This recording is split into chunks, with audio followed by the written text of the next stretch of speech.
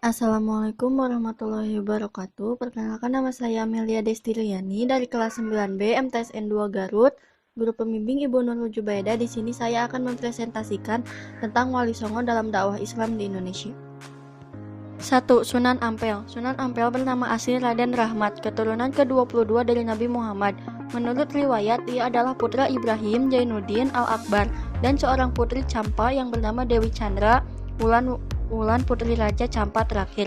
Dari dinasti Ming, Sunan Ampel dilahirkan di Aceh tahun 1401 Masehi. Sunan Ampel adalah pendiri pesantren Ampel Denta.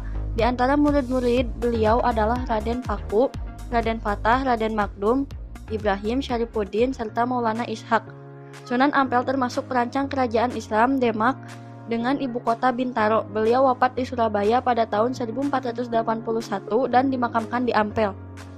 2. Sunan Gresik, dikenal juga dengan nama Maulana Maghribi, Syekh Maghribi, serta Syekh Jumadil Kubro.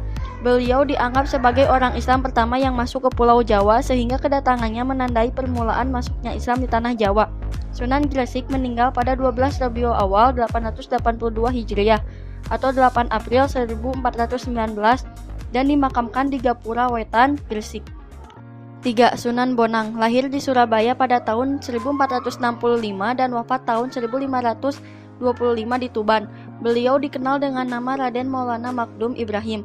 Beliau merupakan putra dari Sunan Ampel sekaligus saudara sepupu dari Sunan Kalijaga. Sunan Bonang dianggap sebagai pencipta gending pertama. Beliau berdakwah di daerah Tuban dengan menggunakan media wayang dan gamelan sesuai dengan kegemaran orang Jawa. Beliau juga mendidik Raden Fatah hingga kelak menjadi raja kerajaan Demak. 4. Sunan Giri, memiliki nama asli Raden Paku dan dikenal juga dengan nama Raden Ainul Yakin. Beliau merupakan putra Maulana Ishak. Beliau berdakwah di daerah Giri dan sekitarnya serta banyak mengirimkan para dai keluar Jawa seperti Madura, Bawean, Kangean, Ternate, dan Tidore. Sunan Giri adalah pencipta permainan anak bernuansa religius seperti jelungan, gendi ferit, jorgula, cublak-cublak suweng, dan lir-lir. Beliau wafat pada tahun 1506 dan dimakamkan di daerah Giri, Gresik. 5. Sunan Derajat, lahir di Ampel, Surabaya pada tahun 1407 dengan nama asli Raden Kosim atau Syarifuddin. Beliau juga termasuk salah satu putra Sunan Ampel. Tembang Jawa Pangkur diciptakan Sunan Derajat sebagai media dakwah. Beliau wafat pada pertengahan abad ke-16 dan dimakamkan di Sedayu, Gresik. 6. Sunan Kalijaga, memiliki nama asli Raden Mas Syahid. Ayahnya adalah Raden Sahur Tumenggung Wilwatikta yang menjadi Bupati Tuban, sedangkan ibunya bernama Nawangrum. Nama Kalijaga dalam satu versi berasal dari bahasa Arab, dari kata Kadijaka, artinya pemimpin yang menegakkan kebersihan dan kesucian.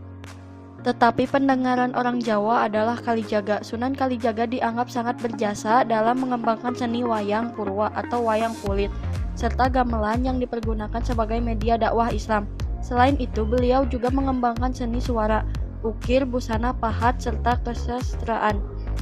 7. Sunan Kudus, lahir dengan nama Ja'far Syadik. Beliau memiliki silsilah yang bersambung sampai ke Nabi Muhammad SAW. Sunan Kudus berdakwah di daerah Kudus dan sekitarnya. Beliau termasuk orang ulama yang menguasai berbagai disiplin ilmu seperti fikih, usul fikih, tauhid, tafsir, dan logika. Oleh karena itu beliau mendapat gelar Waliyul Ilmi, artinya orang yang kuat ilmunya. Sunan Kudus juga menciptakan gending Mas Kumambang dan Mijil. 8. Sunan Muria, lahir dengan nama asli Raden Mas Umar Said atau Raden Prawoto. Beliau adalah putra dari Sunan Kalijaga.